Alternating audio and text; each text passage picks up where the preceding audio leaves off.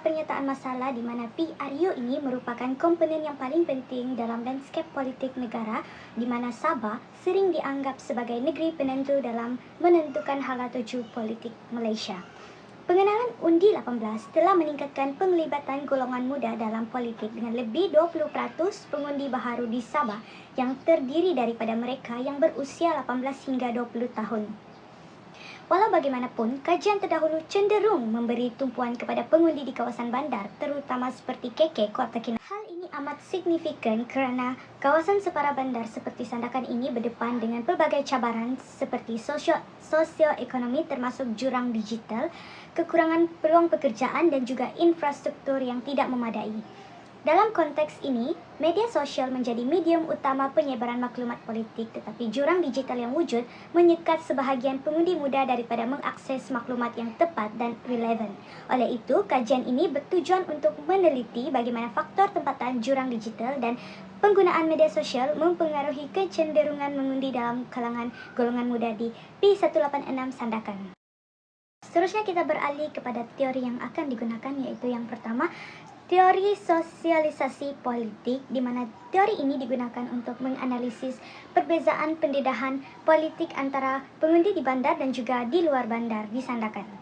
Kajian ini akan menilai peranan media sosial sebagai saluran maklumat utama di kawasan bandar, manakala di kawasan luar bandar Seterusnya ialah teori penglibatan belia, di mana kajian ini akan menggunakan teori untuk memahami cara pengundi muda di Sandakan melibatkan diri dalam politik, seperti pengundi di bandar ini akan dikaji melalui aktiviti politik dalam talian seperti kempen atau media sosial, manakala pengundi di luar bandar akan dianalisis berdasarkan penglibatan tradisional seperti program community dan juga sesi dialog. Teori pilihan rasional, di mana teori ini akan digunakan untuk menjelaskan perbezaan keutamaan politik berdasarkan analisis dan juga kos serta manfaat. Kajian ini akan menilai bagaimana pengundi bandar di Sandakan lebih memilih janji pembangunan ekonomi jangka panjang, manakala pengundi luar bandar lebih fokus kepada keperluan segera seperti kemudahan asas. Seterusnya kita boleh lihat diagram di atas, iaitu The Independent Variable menjelaskan kajian ini meliputi isu ekonomi, isu sosial dan alam sekitar serta autonomi negeri. Berdasarkan teori pilihan rasional, kajian ini Independent Variable ini menyatakan bahawa pengundi membuat keputusan berdasarkan penilaian rasional terhadap kos dan juga manfaat yang mereka peroleh daripada calon ataupun parti. Sebagai contoh, pengundi muda di Sandakan menghadapi masalah pengangguran mungkin lebih cenderung memilih calon yang akan menawarkan peluang pekerjaan yang lebih baik kepada mereka, berdasarkan manfaat ekonomi jangka panjang yang mereka akan peroleh. Begitu juga dengan isu autonomi negeri, di mana pengundi muda di Sabah yang menyedari kepentingan autonomi dalam urusan kewangan dan juga pembangunan negeri akan lebih cenderung memilih calon yang lebih banyak. Seterusnya ialah pembalai ubah pengantara mediating variable, di mana pemboleh ubah pengantara dalam kajian ini, iaitu faktor sosialisasi termasuk pengaruh keluarga dan rakan sebaya, memainkan peranan penting dalam membentuk pandangan politik di Sandakan. Berdasarkan teori sosialisasi, individu membentuk pandangan politik mereka melalui interaksi sosial dalam keluarga. Sebagai contoh, jika keluarga atau rakan sebaya terlibat dalam isu-isu seperti peluang pekerjaan atau isu alam sekitar dan sebagainya. Dan yang ketiga adalah pembalai ubah bersandar dependent variable, di mana isu yang difokuskan dalam diagram tersebut adalah sokongan terhadap parti politik atau calon dan juga kemungkinan mengundi. Jika kita lihat daripada teori pilihan rasional, teori ini menganggap keputusan pengundi sebagai hasil dari penilaian rasional mereka terhadap isu-isu tersebut.